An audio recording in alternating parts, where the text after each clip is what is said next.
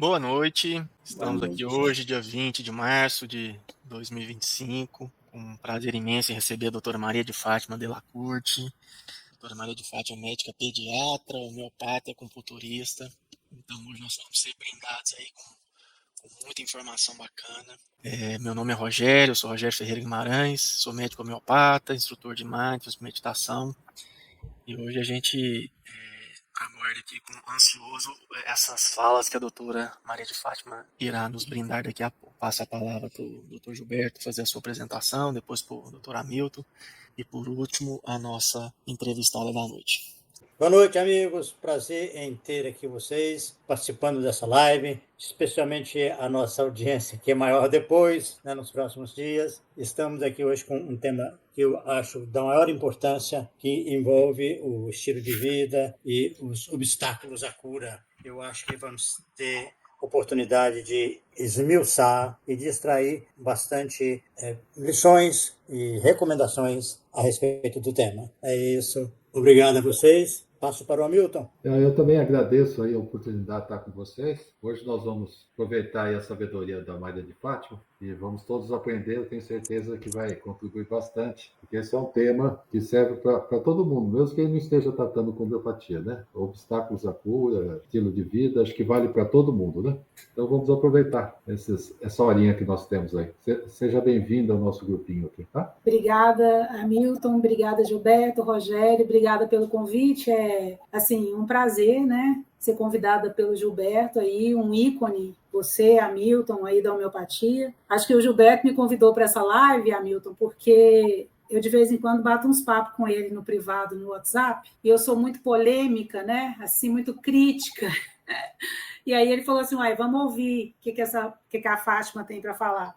Mas é isso, eu acho que estilo de vida e obstáculos à homeopatia, o obstáculos à homeopatia, a gente vai muito mais além, né? Porque o estilo de vida, ele impacta não só o tratamento homeopático, mas ele impacta qualquer tratamento, né? E esse estilo de vida que a gente vive hoje é um estilo de vida que contribui muito para esse adoecimento, né, massivo que a gente observa na sociedade, nos adultos, nos idosos, nas crianças, né? Todo mundo doente, todo mundo com algum tipo de doença, de problema, seja de doença crônica na fase adulta e na senilidade, seja crianças hoje, né, onde todo mundo leva um título e as crianças todas estão sendo condecoradas aí com TDAH, com TEA, né, com TOD, são tantas siglas, né? Então, o adoecimento, ele parece que é um adoecimento global. E aí é isso, vamos ver o que vocês querem falar. É a primeira vez que eu participo de uma live, eu nunca participei de live, eu não sou da rede social. E é isso, eu tenho 35 anos aí de pediatria, neonatologia, homeopatia 25 e acupuntura 10. 10? Acho que 10. Então, já vai aí muito tempo, né? E a gente vai construindo, né, conhecimento e aprendendo com cada um, né? Porque ninguém detém conhecimento de tudo, né? A gente vai construindo conhecimento, vai aprendendo. Ô, Fátima, você está fazendo mestrado atualmente, não está? Não, eu estou fazendo uma pós-graduação atual de medicina integrativa com a doutora Clarissa, lá em Uberlândia. O meu próximo passo é fazer o mestrado, que eu te falei. É o meu próximo. Eu não paro de estudar, né? Eu adoro estudar. No meio disso tudo, eu ainda fiz direito. Aí, há uns anos atrás, eu formei em direito em 2015. Mas olha só, quando eu fui fazer direito, eu queria ter feito filosofia. Só que eu não passei no vestibular na UNB para filosofia, porque era tanta cota que eu passei, mas não entrei, não consegui entrar. E aí eu fui fazer direito. E fiz direito, não exerço, peguei o diploma, está na gaveta. Mas eu gosto de estudar. Eu adoro estudar, adoro filosofia, adoro o conhecimento global, né? Faz parte da minha natureza. Eu gosto muito de ler, de estudar, de conhecer as coisas, não necessariamente só a medicina. O que te atrai para esse tema do estilo de vida e os obstáculos à homeopatia? Então, Gilberto, o que é que eu estou percebendo muito, né, na clínica, e acho que vocês também? Muitas vezes a gente inicia, o paciente vem com um quadro clínico para iniciar um tratamento, ele busca, por exemplo, a homeopatia, e é um paciente que tem um estilo de vida tão nocivo, tão danoso, né, é uma pessoa que não tem gerenciamento de estresse, não tem controle de sono, não pratica atividade física, só come porcaria, fast food, e ele vem buscar um tratamento homeopático assim, que ele quer melhorar da obesidade. Eu vou falar de obesidade porque eu trabalho num centro de obesidade do serviço público e eu lido muito com obesos, né? Lido muito com a obesidade, com diabetes, tipo 2, tipo 1. Eu sou a homeopata e acupunturista desse centro. Então, esses pacientes chegam buscando um tratamento homeopático, mas a gente esbarra exatamente nisso, porque como que um medicamento homeopático vai agir num meio que é um meio inflamado, é um meio que está totalmente inflamado pelo estilo de vida, e o paciente não tem essa consciência, né, a respeito do estilo de vida que ele leva, ele não tem essa percepção. E eu acho que nós, médicos, aquilo que eu conversei com você, nós temos a obrigação, mesmo numa consulta de homeopatia, de orientar o paciente, de informar o paciente que o estilo de vida que ele tem, sem gerenciar estresse, sem dormir, comendo processado e sem ter atividade física, dificilmente, seja na homeopatia ou seja na alopatia, dificilmente esse paciente vai obter uma resposta de tratamento adequada. Por isso que eu acho que o tema estilo de vida e obstáculos à homeopatia, ele vai mais além, porque o estilo de vida ele impacta qualquer tratamento, não é só o tratamento homeopático. E eu acho o tema importante para nós, homeopatas, porque, assim, eu percebo, na escola onde eu estudei, alguns colegas, né, o estilo da consulta é focado só na homeopatia, né, só em coletar a história, anamnese, fazer a repertorização e escolher o melhor medicamento. E eu acho que hoje, nessa sociedade atual, o nosso papel como homeopata, nós temos que intervir nesse processo, nesse estilo de vida, abordar isso, intervir no sentido de abordar isso com o paciente.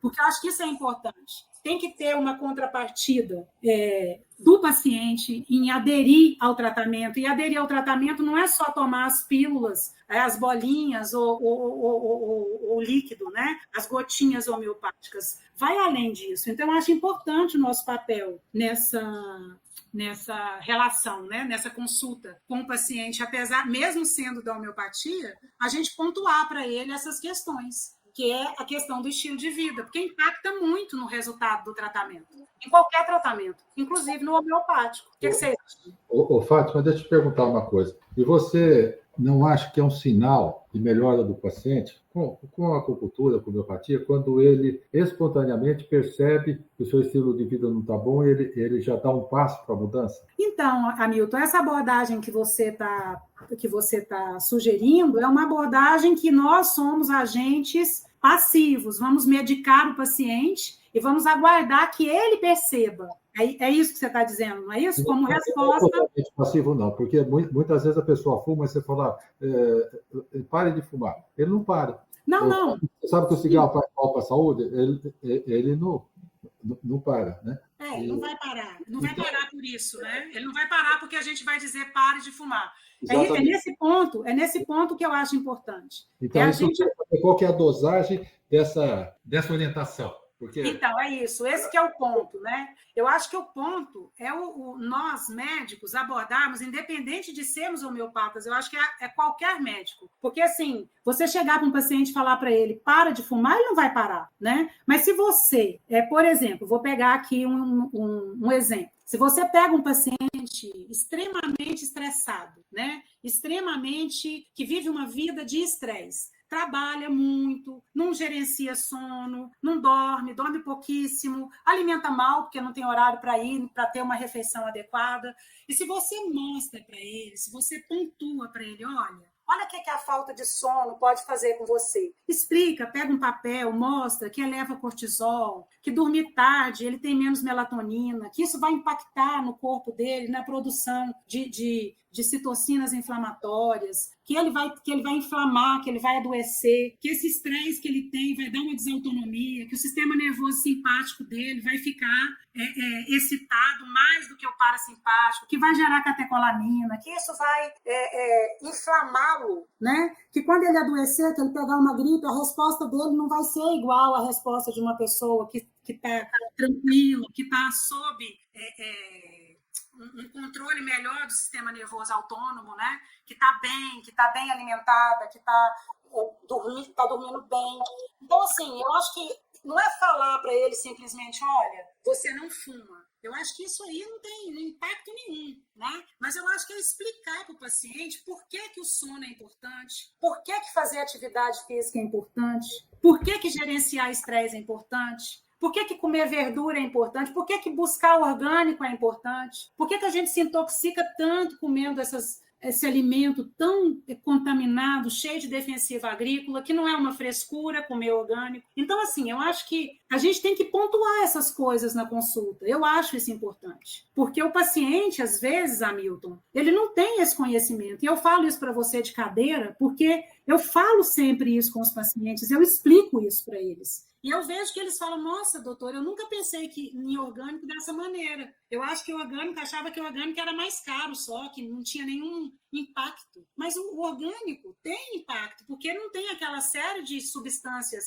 nocivas à saúde que nos intoxicam. Então, assim, eu abordo isso. Abordo questão estética, de toxina botulínica, que isso faz mal, que ficar botando botox, alisando o cabelo, botando maquiagem, botando esmalte no dedo, fazendo essa quantidade de coisa que a gente faz hoje, que a gente se intoxica. E Hahnemann falava isso. Hahnemann, eu não me lembro mais quais são os parágrafos, porque eu não decorei o organão como Bíblia, né? Mas o Hahnemann, na sabedoria dele, naquela época, o Hahnemann, ele simplesmente sabia disso, porque eu lembro de ler no organão, ele falando que a alimentação, que a vida de estresse, eu não lembro exatamente as palavras que ele usou, mas que se a pessoa não tivesse controle do estresse e do alimento, ele era um obstáculo para o medicamento homeopático agir. Então, naquela época, ele já tinha essa sabedoria. Eu acho o Hahnemann um gênio. Para mim, ele foi, assim, eu considero ele um dos homens mais inteligentes que já existiu na Terra, por ele ter construído esse saber que é a homeopatia, né? Mas eu acho muito importante a gente pontuar isso para o paciente. Eu aprendi do jeito que você falou, né? Dar o remédio homeopático e espero o paciente reagir a isso, né? Mas tem muitos anos que eu não faço isso. A minha abordagem é realmente uma abordagem de explicar ponto a ponto para o paciente por que essas coisas que eu falei do estilo de vida são tão importantes para a saúde dele. Ok, Fátima, nós estamos com 2 comentários, se você quiser abordar. O primeiro foi da Juranda, dizendo que ela tem um caso de obesidade na família. E agora temos também aí um outro que, de alguma forma, respaldando o que você está dizendo, que é educar e não confrontar o paciente. Isso mesmo, educar e não confrontar.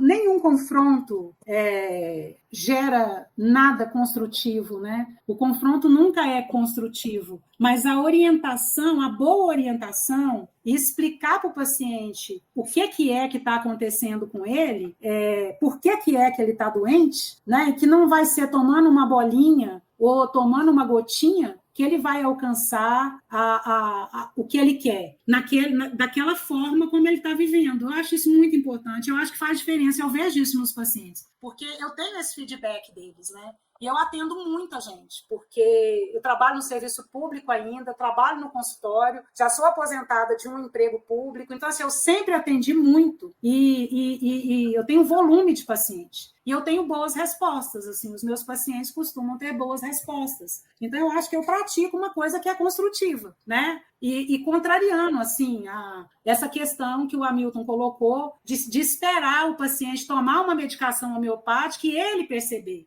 Eu fiz isso durante muito tempo, mas eu não faço mais. Já tem pelo menos aí uns 10 ou 15 anos que eu não faço mais isso. Eu explico para ele tudo, que aquele estilo de vida dele, tudo, de que forma que esse estilo de vida vai impactar na saúde dele. E assim, a gente podia discorrer aqui, ia ficar tema, sei lá, de uma pós-graduação a gente falar em estilo de vida e o impacto do estilo de vida na saúde. A Juranda, né, está comentando aí sobre essa questão da obesidade, estilo de vida inadequado. A obesidade hoje é uma epidemia mundial. E assim, e o que a gente vai fazer diante dessa epidemia? Nós, como homeopatas, só prescrever um medicamento homeopático e aguardar? Então, assim, eu acho insuficiente. Eu acho que a gente tem que avançar, a gente tem que buscar saber por que é que as pessoas estão tão obesas, como que é o estilo de vida dela, o que ela faz da vida dela, o que ela faz no lazer dela, se ela tem lazer, né? Porque tem gente que não tem lazer. Então, assim, a gente tem que buscar essas informações do paciente para a gente poder ajudar esse paciente de uma forma melhor, né? É o que eu penso aí, lidando com diabético, igual eu lido todo dia. Eu acho difícil, só com medicação homeopática, eu conseguir um resultado bom para ele se eu não trabalhar essas questões do estilo de vida. Mas se ele fizer o acompanhamento endocrinológico... Não existe, o médico hoje, Gilberto, que faz a endocrinologia, ou médico normal, um médico convencional, eu vou colocar assim, ele não vai nessas questões. São 50...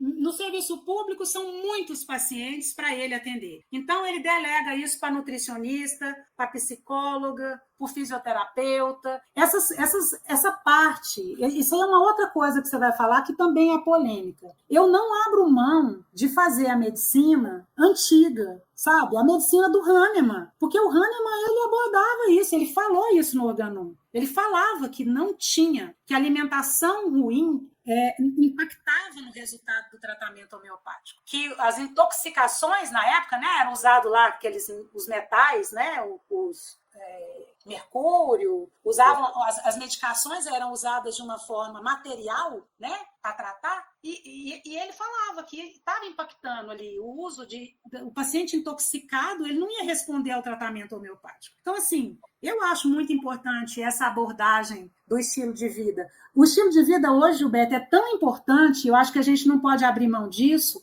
que tem uma especialidade já, não reconhecida pelo conselho, né, pelo nosso conselho, mas tem especialidade de medicina do estilo de vida. O estilo de vida impacta muito na nossa saúde, eu acho, muito importante, né? E as pessoas estão com um estilo de vida muito ruim. E assim, inclusive nós médicos, né? Que a gente trabalha muito. Muitas vezes nós estamos nesse rol aí de que não almoça, né? Por exemplo, que dia que foi que eu não almocei? Eu fui almoçar às 5 horas da tarde, porque eu comecei a atender cedo e não deu para... A paciente não podia vir num determinado horário, eu atendi no horário do almoço e emendei. Eu fui almoçar às 5 da tarde. Então, quer dizer, isso está errado. A gente tem que saber que quando a gente faz isso, a gente não está promovendo saúde. A gente não está promovendo uma coisa boa para o nosso organismo, né? Para o nosso sistema.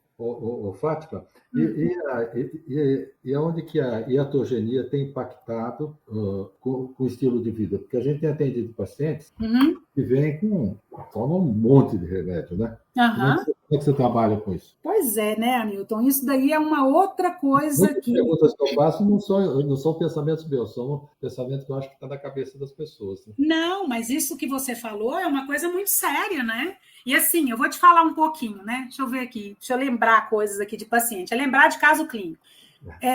Hoje em dia a gente pega criança, eu sou pediatra, então assim, apesar que eu atendo adulta, eu tenho um paciente de 93 anos de idade. Então assim, é o meu paciente mais velho e mais velha, que eu tenho um paciente de 93 e tenho uma paciente de 93 também. Então eu tenho pacientes idosos e eu tenho pacientes recém-nascidos, né? A gente pega muita criança hoje com droga psiquiátrica. Eu vou falar um caso que eu atendi recente, uma criança de 10 anos, super inteligente, a criança, uma gracinha a criança, uma fofinha. E ela foi numa neuropediatra, e a neuropediatra, porque essa criança tem um transtorno sensorial, uma disfunção sensorial com alimentar, ela classificou essa criança como TEA, né? E porque ele também tem uma dificuldade de receber ordens, segundo... Não, ela foi intolerância à frustração, que ela colocou no relatório. E ela medicou... Fátima, traduz, por favor, para a nossa audiência o que é TEA. TEA, transtorno do espectro autista. Então, essa criança foi classificada como TEA e foi iniciado para ela drogas controladas, né? remédios de taxa controlada, para controlar o comportamento dela, e essa criança engordou simplesmente 15 quilos em 9 meses. Né? E aí, por isso, a mãe procurou a homeopatia, para tratar a obesidade da criança, mas tomando esses remédios, entende? Então, eu tive que explicar para a mãe, olha, a medicação que seu filho usa, ela está impactando no peso do seu filho. Então, a gente tem que mexer nisso daqui. Para usar tratamento homeopático, para poder haver uma melhora do quadro do seu filho, e é possível que ele melhore, mas nós vamos ter que mexer nessas drogas, porque não tem como, né? Como que você faz uma criança de 10 anos usando 2 drogas psiquiátricas com impacto no peso? Fátima, você já mexe a priori ou você espera o paciente melhorar um pouquinho, responder o tratamento e vai tirando devagar? Hamilton, depende muito do caso. Depende, cada caso é um caso, cada paciente é um paciente, tem a família do paciente que a gente tem que levar em consideração, né? A família, como que é que o grau de entendimento dessa família, como que é o nível de conhecimento deles, tem que sentir tudo isso, porque é como você falou lá, falar para o paciente não fuma, não vai fazer ele deixar de fumar. Então, é entender a dinâmica familiar, né, onde essa criança está inserida, para ver de que forma que eu vou abordar. Não tem uma fórmula pronta, né? É expertise mesmo, assim, de tempo, de estrada, de atender famílias e de ver o que está errado e corrigir esse erro, né? Tentar corrigir esse erro. Mas uma boa parte das vezes eu já tiro de imediato. Dependendo do paciente, eu tiro. Quando que eu não tiro de imediato? Paciente de nível de escolaridade ruim, que não compreende as coisas, né? Que não tem entendimento correto sobre as coisas, entende as coisas de forma distorcida. Nesses pacientes que vêm, às vezes, no SUS, né? Que vem lá com aquela carga de droga psiquiátrica, eu vou mais devagar com a mãe, porque assim, ela não assimila isso. E ela também não assimila as mudanças que precisam haver no estilo de vida, entende? Então, não dá para de uma vez, assim, impactar a família e vou tirar tudo. Cada caso é um caso, cada paciente é um paciente, e não existe protocolo, né? Eu sou anti-protocolos, né? Eu sou de outro tempo, nós somos, né? De outro tempo, não existia protocolo. A gente raciocina, né? Tem que usar o raciocínio, né? Raciocínio clínico, né? De entendimento do ser humano. Nós precisamos raciocinar. Isso é importantíssimo. Eu sempre falo que raciocinar não dói, né? Ter raciocínio não dói. É muito bom raciocinar e é excelente para o paciente que a gente raciocine. Né? É isso. Eu concordo, explico muitas coisas nas consultas, abuso de telas, controle de horas de sono, diminuição do consumo de açúcar, aumento de atividades física, etc., explicando por quê. A Ana Cristina Carvalho, inflamação do corpo. A Ana Cristina, ela é homeopata também. É minha colega aqui de Brasília, minha amiga. Obrigado, Aninha. É isso aí, tem que orientar mesmo. Fátima, você tem, não é bem do assunto, mas você não acha que estão exagerando nos TDAH, TEA, TOD, apesar de estar tendo mais, mas assim, de colocar todo mundo no rótulo, muitas vezes precisa até a escola... Vai vender mais remédio, né, Milton? E que tome o medicamento. Não está tomando Ritalina? Como é que vai tratar? Pois é. Então, o que acontece? Esses pacientes aí, o Hamilton, que vem com Ritalina para mim, eu tiro tudo. Na primeira consulta, eu tiro tudo, não fica nada. Eu não deixo o paciente intoxicar uma criança, né? Porque todo mundo hoje, toda criança hoje, ela leva um rótulo. Ou ela é TOD, ou ela é TEA, ou ela é TDAH. Cara, não tem criança normal quando não tem ansiedade, né? Porque ainda tem os ansiosos. Doutora, o que foi com ele, mãe? Ele tem ansiedade, doutor. Ele é muito ansioso.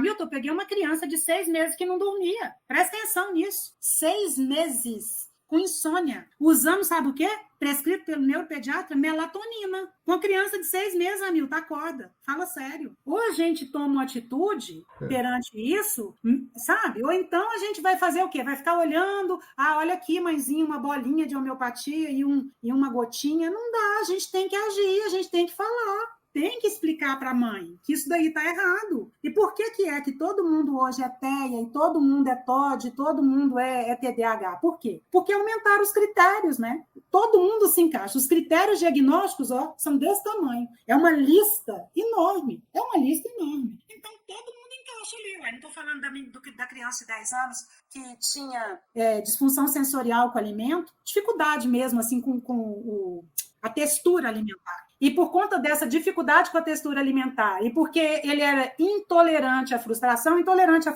leia-se assim, sabe aquela criança que você fala assim, fulano, não é para fazer. E aí ele pega e fala, eu quero, cruza o bracinho e dá birrinha. É isso. E então, por conta disso, foram aqui, 2 drogas psiquiátricas para poder, risperidona e uma outra que eu não me lembro o nome, é uma droga nova. E a criança simplesmente ganhou aí 15 quilos em 9 meses, em menos de 1 ano. Pelo amor de Deus, não está certo isso. Se a gente que é pediatra, que é homeopata, que a gente que tem uma visão de saúde, que a gente quer promover saúde, como que a gente pode ser omisso, né, diante dessas situações? Não dá para ser omisso, a gente tem que falar, tem que explicar. Agora, é aquilo que eu te falei, não dá para explicar isso para todo mundo, porque, né, não é todo mundo que tem, assim, como é que eu explico? Condições de entender, às vezes, o que a gente está tentando falar. E aí que eu te falo que cada caso é um caso. Deixa eu ver aqui, Francilene Ribeiro. Acredito que, além do estilo de vida, é investigar a causa da insônia, de um vício ou uma dor lombar. Qual é a dor que está por trás do sintoma? O que vocês acham? Com certeza. A gente tem que buscar sempre a causalidade, né? Não é tratar o sintoma. Respondendo a Francilene, aproveitando o gancho, é a mesma coisa de pegar uma criança com infecção de repetição, criança que todo mês está lá doente, otite, amigdalite, pneumonia. E aí ela vem para a gente, que é homeopata, porque ela quer tratar essas infecções de repetição, porque ela tem um déficit de algum problema na imunidade, né? Que a mãe vem com essa, doutora, ele tem um déficit imunológico. E aí você vai lá no estilo de vida dessa criança, né? E vê que pede exame, né? Vê lá que a criança tem uma vitamina D de 15. Adianta eu entrar com tratamento, né, homeopático só? Posso até entrar lá com equinácea, que é maravilhosa, né? Equinácea é um medicamento, um modulador do sistema imune maravilhoso, que resolve aí no pensamento, na abordagem organicista, resolve muito, né, esses quadros de infecção. Mas eu vou ter que repor vitamina D para essa criança, porque tem uma hipovitaminose. Então, eu estou indo na causalidade. Antes de eu buscar o tratamento homeopático, anterior ao tratamento homeopático, tem uma deficiência de vitamina D. Então, essa abordagem mais ampla, né, pedindo exame, avaliando esse paciente, vendo como é que ele está, vendo se ele está inflamado, vendo se ele tem déficit nutricional, né? Por que ele tem déficit nutricional? Porque ele não come? Né? Porque é ofertado pouco? O que é? Ele não gosta? Então, assim, a gente tem que buscar sempre a causalidade. Isso é muito importante. Né? A causalidade é anterior ao medicamento, a gente prescrever qualquer medicamento. Né? A gente tem que buscar a causa para entender. Tem mais pergunta? E as telas e as crianças? Nossa, essa é a tela. Você sabe, Hamilton, eu sou muito, como é que eu te explico? Eu sou muito crítica. E você sabe que eu estou tendo um problema comigo com tela, porque eu olho e falo, gente, eu passo o dia inteiro no computador. É o dia inteiro. Da hora que eu acordo, eu estou no computador atendendo, fazendo consulta ali, né? Eu estou pensando em voltar a escrever. Eu estava falando com o Rogério que eu sou meio dinossauro, né? Já muito antiga. E o prazo de validade ainda não está vencido. Mas eu já me considero aí muito dina, né? Muito antigona, assim. E eu estou usando muita tela e eu estou querendo voltar a escrever no papel, porque eu estou achando que tela demais pode estar influenciando negativamente no meu cognitivo, porque já entrei na menopausa, né? Já tenho uma série de deficiências aí que vem com a idade. Então, eu acho que tela é uma coisa que me prejudica. Agora, se prejudica a mim, né? Na idade que eu estou, calcula uma criança que está formando, que está tendo poda neuronal, que tem as podas neuronais, né? Imagina uma criança que está em desenvolvimento, né? Sistema nervoso lá, construindo sinapses, e essa criança na frente de uma tela. Imagina isso. É extremamente danoso isso, né? Eu oriento mães sem tela. Aí, quando a mãe é muito assim, ai, doutor, ele não consegue, eu falo, então, no máximo 1 hora por dia. No máximo. Até que idade, Fátima? Hamilton, eu seguro isso daí, pelo menos eu oriento os meus pacientes, os cativos, pelo menos até os 10 anos sem. Meu filho ganhou celular, ele tinha 13 anos. 13 ou 14? Acho que 13 anos. Foi quando ele ganhou um celular. Maria de Fátima, Oi. Eu também já li algum artigo, alguma questão falando que o que impacta também é o tamanho da tela e a distância da tela que a criança ou o adulto está. Você já Se eu já li alguma coisa? falando a respeito disso? Então, eu acho que essa distância é importantíssima. Vou aproveitar o gancho da sua pergunta, Rogério, vou estender ela um pouquinho só para dar uma informação. Talvez, não sei se vocês têm essa informação, mas o nosso celular, do lado da nossa cama, que a gente deixa lá para tocar no dia seguinte, aquilo ali impacta muito no nosso cognitivo. Então, celular à noite e televisão, aquela que fica piscando com aquela luzinha vermelha, aquilo ali impacta na nossa pineal. Tem que desligar a televisão, tem que desligar o celular, tem que desligar tudo. Então, assim, a distância que é dita e descrita do celular na cama, ele tem que ficar a pelo menos 1 metro de distância da sua cabeça. 1 metro de distância da sua cabeça. Então, daí você tira. Tem como uma criança que passa com tablet ou com celular, a distância que ele fica é isso aqui, ó. Para você ver, Rogério, tanto que isso daí impacta no cognitivo das crianças. E no nosso também. Porque nós estamos passando o dia inteiro em tela. Nós atendemos hoje com computador. Eu estou pensando em voltar a escrever. Estou falando sério mesmo. Eu não estou querendo mais usar computador para fazer consulta. Não estou querendo. Porque impacta muito, é muita radiação. É muita radiação. A respeito disso que você falou do celular, eu já li, né? Principalmente se ele estiver carregando, né? Que a gente Isso. jamais deve deixar um celular carregando no quarto. Exato, isso mesmo. A distância que eu li eram 3 metros, ou seja, 1 metro ainda está pouco dentro do que eu li. Né? Você fala carregando o celular no quarto, né? Isso, né? Se ele estiver carregando, ele tem que estar no mínimo uns 3 metros. Ô, Rogerinho, tem gente que mora num quarto, meu filho, que não tem nem 3. Você já pensou? Então, ele está ali com o negócio do ladinho da cama. É difícil. A gente tem que falar isso para os pacientes. É muito sério isso. O doutor Matheus Marim, logo que saiu o celular, ele não usava o celular junto com o corpo. Ele já tinha estudado isso daqui, ele sempre falava assim, não punha o celular por causa da parte vibratória do celular, né? Uhum.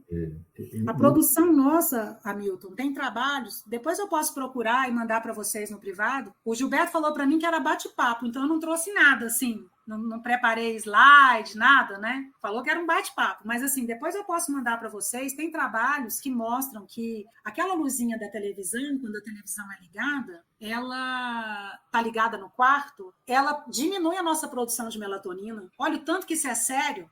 Diminui a produção de melatonina e é responsável pelos nossos despertares noturnos, né? Então, televisão no quarto, aquela luzinha que fica lá, a televisão desligada, aquilo ali impacta muito no cognitivo de todo mundo. Então, assim, são informações que eu acho importante, porque esse estilo de vida hoje que a nossa sociedade moderna tem é um estilo de vida muito danoso. É muito danoso. São muitos danos que essa vida moderna está trazendo para nós. O meu sonho, Hamilton, assim, que eu queria de vida, era mudar para o meio do mato, morar num lugar sem luz. Estou falando sério, que fosse água de cisterna, igual quando eu nasci, que eu nasci em Goiás, e eu morava numa casa assim, que era cisterna, que a gente puxava o balde. Eu lembro disso quando eu era pequena. Eu tenho vontade de voltar a morar num lugar assim, sabe? Que a gente puxa a água da cisterna, que não tem energia elétrica, e que a gente não tem nada disso. Né? Nenhum desses recursos que a gente tem hoje. Porque isso é muito adoecedor, né? Esse estilo de vida que a gente tem hoje. É um estilo de adoecimento. E se a gente não traz essas informações para os pacientes, eles ficam esperando respostas, Hamilton, que muitas vezes eles não vão obter. Porque é importante a gente informá-los a respeito disso. Né? Porque não vai melhorar uma insônia, por exemplo, de uma pessoa que dorme com o celular carregando do lado e com a televisão lá, com a luz piscando a noite toda. Como que uma pessoa dessa não vai despertar à noite? Como que ela vai melhorar? Não vai melhorar. E aí ela vem para a gente e fala assim, doutor, eu já consultei com neuro, já passei pelo neuro, já usei Rivotril, já usei Lexotan, já usei não sei o quê, é tanto remédio que já usou e nada resolveu. E aonde que está o problema? O problema está no estilo dela de vida, o jeito, o quarto onde ela dorme. Essa pergunta do Rogério foi muito boa, isso é muito importante. Essa radiação impacta muito na nossa saúde, né? Tem que fazer um feng shui. A Verônica também, minha colega aqui de Brasília, Fátima, eu ainda uso prontuário de papel. Muito bem, Verônica, parabéns. Eu quero alcançar essa evolução, não estou dando conta. A Verônica me consola. Estava me achando muito dinossauro, porque eu sempre E não quis mudar, né? Porque, inclusive, para pôr em ordem tudo que tem, não dá, né? Não dá. Só eu posso fazer, deixa para a próxima encarnação, né? Então, eu continuo escrevendo. Eu gosto de escrever. Pois é, eu acho que eu vou voltar para o papel, Hamilton. Esse negócio de computador não está dando certo. Eu lembro quando eu fiz homeopatia, né? Eu falava assim para o meu professor, mas olha só, se não tiver repertório lá, não, como é que eu falava? Se não tiver o radar, que é o radar, né, o repertório. Se não tiver o repertório, eu não quero que o senhor faça aí no computador, não. O senhor faça, por favor, pelo livro. Eu pedia para fazer pelo livro a repertorização. Porque eu falava, se eu estiver lá no meio do Amazonas e não tiver computador, como é que eu vou buscar essas rubricas aí? É fácil buscar a rubrica pelo radar. Eu quero ver no livro, eu quero aprender pelo livro. Eu lembro que todo mundo ria de mim, porque eu falava isso, que eu queria aprender a repertorizar com o livro e não com o radar. Mas é isso, eu sempre fui mais assim, mais simples, né, no pensamento, simples no sentido de não querer trazer muita tecnologia para a minha vida, muita coisa fora, né? Eu sou uma pessoa que eu não pinto a unha, né? Eu não gosto de pintar a unha.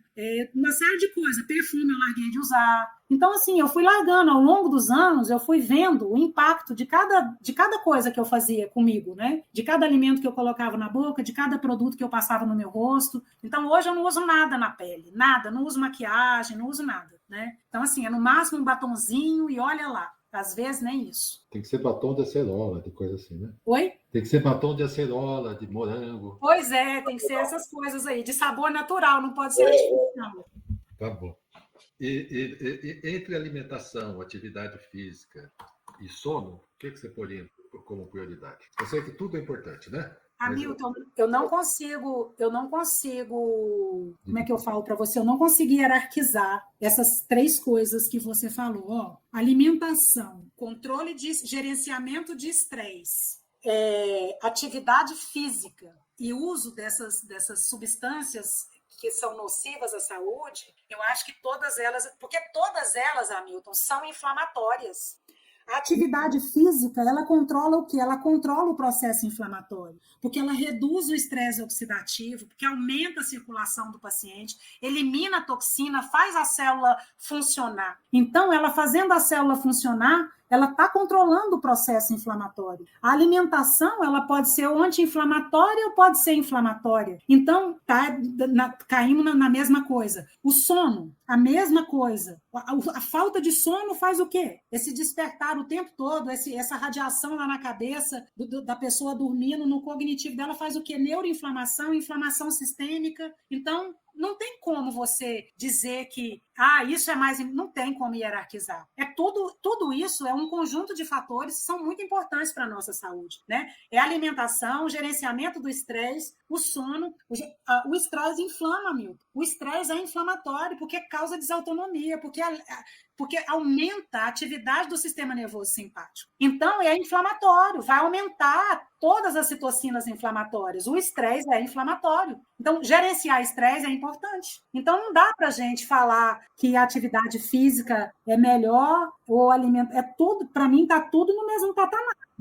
Reunir isso é um conjunto de ações que, tanto para nós, médicos, quanto para os pacientes, tem que ficar muito claro que tem que fazer parte da nossa promoção de saúde. Que para promover saúde, a gente tem que adotar essas medidas, pensar nelas, ou pelo menos informar. Uma vez um colega meu falou assim, eu dou informação, a pessoa faz o que quer com a informação, é mais ou menos isso. Mas pelo menos informada ela tem que ser, né? Que essa vida, do jeito que ela está levando, não vai promover saúde, nem usando homeopatia, não vai. Sinto muito, não vai. Não tem como. Sem dormir, comendo porcaria, fazendo atividade sem fazer atividade física e vivendo num ambiente estressor o tempo todo, como que uma pessoa dessa, não, mas eu faço tratamento homeopático, eu tô super saudável. Tá nada, mentira. Tá doente. Tá doente. E, aliás, tá cheio de gente doente usando homeopatia, entendeu? Porque não muda estilo de vida. E estilo de vida é importante. Então, assim, eu acho isso, assim, eu vejo isso no dia a dia, trabalho num ambiente que me proporcionou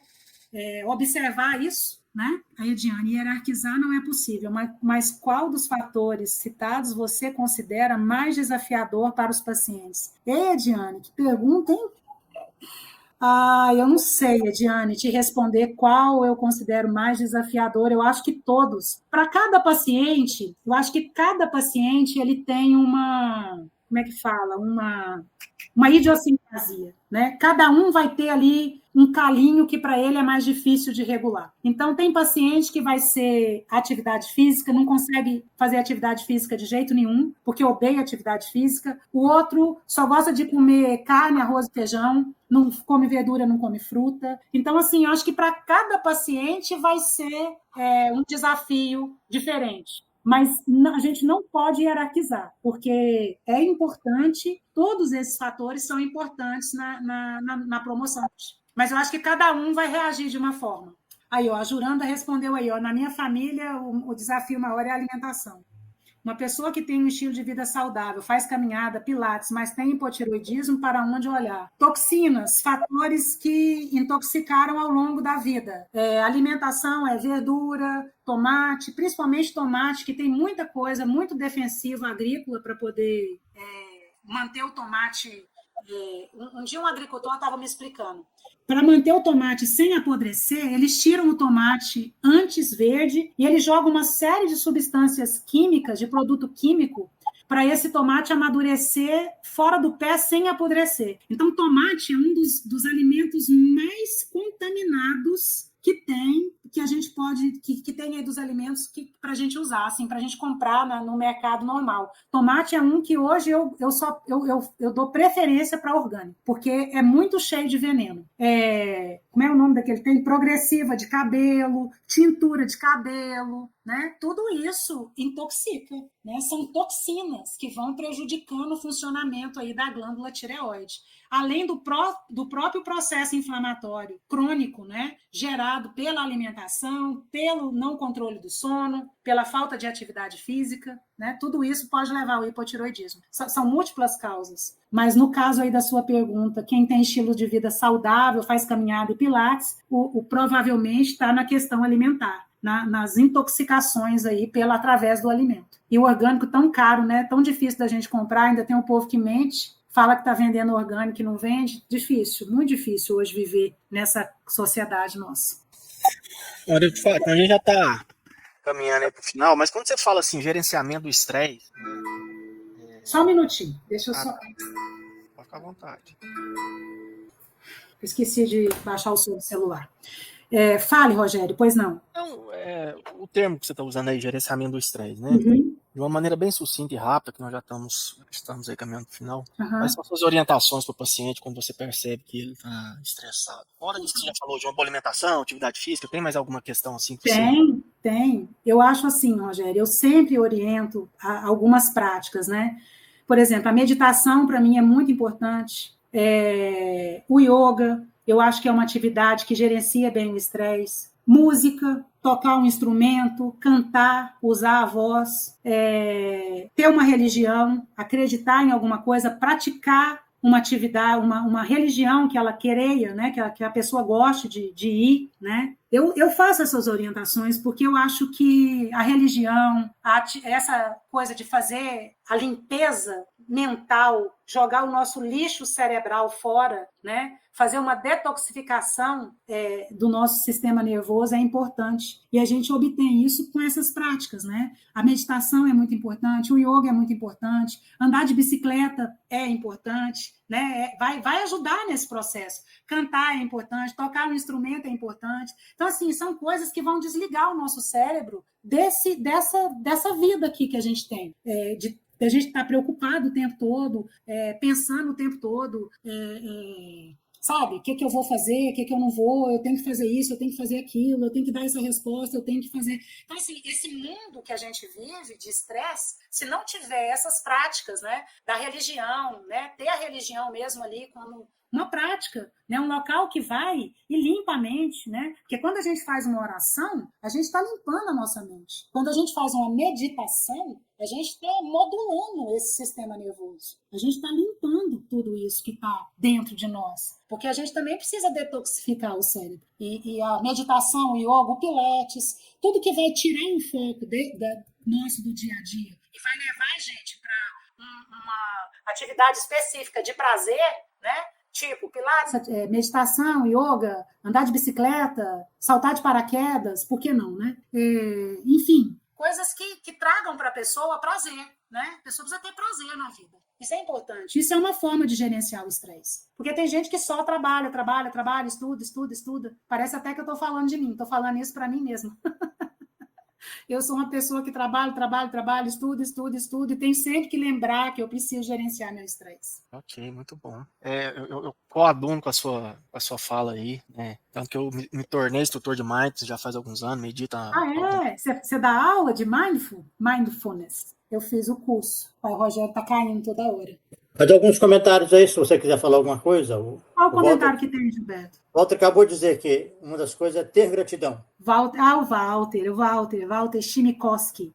Ter gratidão, isso mesmo. A gratidão, o sentimento de gratidão, ele é uma forma da gente melhorar, né? Essa coisa que a gente vive, né? O tempo todo só reclamando, mas é insuficiente só agradecer. A gente precisa realmente dedicar algumas horas do dia a fazer uma limpeza, né, do nosso sistema nervoso, do nosso cérebro, com essas práticas aí que eu falei, né? E é muito importante, mas a gratidão é importantíssimo, muito, muito, muito importante. O que mais tem aí? Tem mais alguma coisa, Gilberto? Ter espiritualidade é ter sentido de vida, isso mesmo, é importante. Pinta o cabelo e toma um remédio homeopático.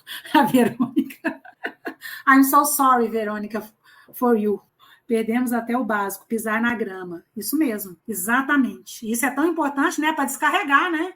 Aí, olha só, aí quando a gente vê gente abraçando árvore ou andando descalço na rua, no parque, aí tem gente que fala assim, nossa, fulano é doido. Não é doido, não. Doutora Fátima, como interagir a homeopatia com a alopatia? O foco seria no paciente? Sempre, Carlos, sempre. O foco é sempre no paciente, né?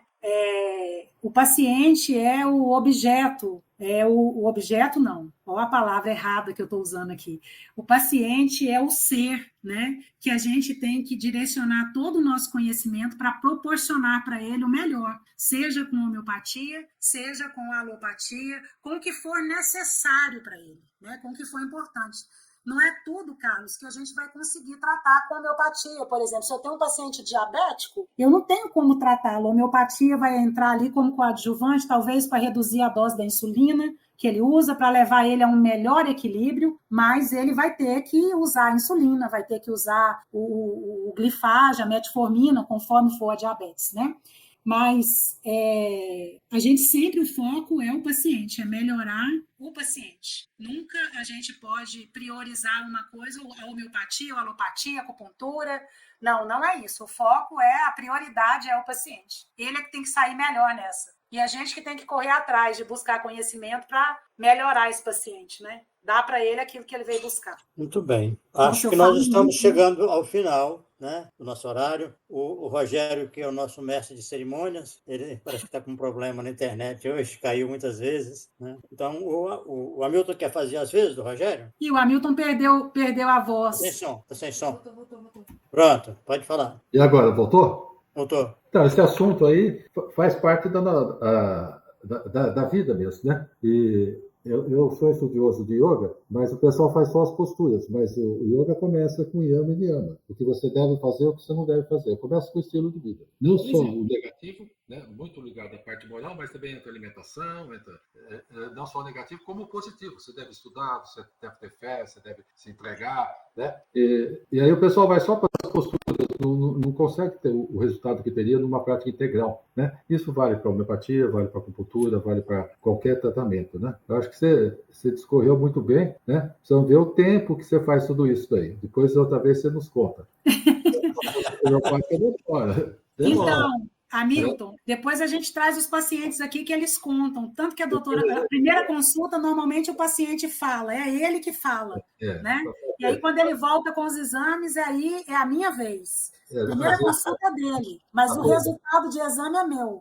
A coisa do grupo também, talvez encaixe muito bem nesse tipo de coisa que você está falando. Trabalhar em equipe, usar em lugares maiores, ter outras pessoas também que dividem essas informações. Acho que tudo isso, a saúde da família fez muito isso daí, né? De colocar a equipe, né? O médico é um deles, um dos componentes de umas 10 pessoas, né? Acho que tudo isso daí faz com que tudo isso se incrementa, né? Que nós temos que colocar todas essas coisas, e são muitas coisas, né? Mas foi um prazer te ouvir, né? Eu vou pedir um momento só, o Gilberto, se ele me autoriza, nós vamos fazer uma semana da homeopatia em Uberlândia no final de maio, né? E depois eu vou fazer um workshop com atendimento com crianças com doenças mentais de 4 dias. Mas então nós vamos mandar os folders para vocês, né? Ótimo. E vocês divulgam aí em Brasília, que Brasília até Uberlândia são 400 quilômetros. Você já vem fazer com a doutora Clarice, que era anestesista das minhas cirurgias. Isso. Então um dia você vem. Você conhece a Clarissa, Hamilton? Conheço. Ela fez muita anestesia em algumas cirurgias que eu eu gosto muito dela, ela é muito fofinha. Tá bom. Tá bom. Gilberto, eu queria agradecer você, o Hamilton, o Rogério, obrigado pelo convite aí, pela oportunidade de falar. Queria agradecer todo mundo, né? Todas as pessoas que participaram da live, meus pacientes, meus colegas, né? Daqui de Brasília, Verônica, Ana Cristina. E é isso. A gente tem que estar sempre focado aí, buscando melhorar, né? Adquirir mais conhecimento e tentar otimizar isso para a gente poder oferecer um tratamento melhor para os nossos pacientes, né? Pois é, a equipe te convidou e está agora encerrando, né? Nós substituímos o Rogério nessa função aqui, o Hamilton, mas é um prazer imenso, né? A sua participação foi brilhantíssima e como o Rogério costuma dizer, e vamos te convidar novamente em outra ocasião para prosseguir. O bate-papo. Eu peço desculpa, tá, Maria de Fátima? Eu tive muito problema técnico hoje. Além da minha internet, meu computador está desligando. Mas eu assisti 90%, agradeço a sua fala. Né, e certamente será novamente requisitado aqui para a gente, às vezes, discorrer sobre alguma dessas questões que você trouxe de uma maneira mais profunda, né? Vamos fazer isso. Uma hora para a gente falar de questões tão amplas e importantes, né? Igual eu estava falando, eu sou instrutor de meditação, faço yoga, ciclismo para mim hoje é o meu esporte preferido, então eu tento convencer todos a pedalarem, né? Porque já faz uns anos aí que eu tentei pedalar e eu sei o tanto que o ciclismo tem impactado na minha saúde e na minha vida. Então, muito obrigado, prazer imenso. Hamilton, Gilberto, boa noite. A todo mundo. Boa noite. Um abraço. Até mais. Tchau. Até mais. Tchau. Até mais. Tchau. Boa noite.